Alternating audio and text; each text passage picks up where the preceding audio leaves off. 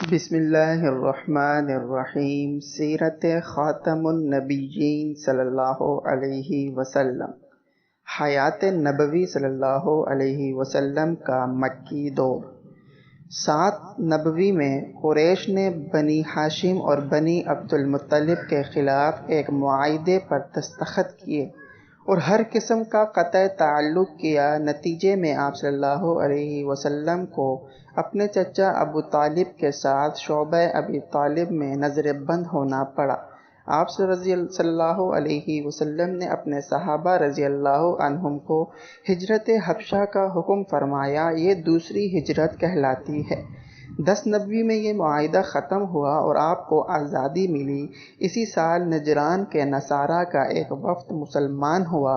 اسی سال آپ صلی اللہ علیہ وسلم کے چچا ابو طالب اور آپ کی زوجہ مطہرہ حضرت خدیجۃ الکبریٰ رضی اللہ تعالی عنہا کی وفات ہوئی۔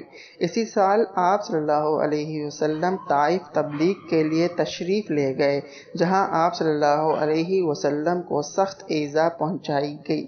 یہ سال عام الحزن غم کا سال کہلاتا ہے۔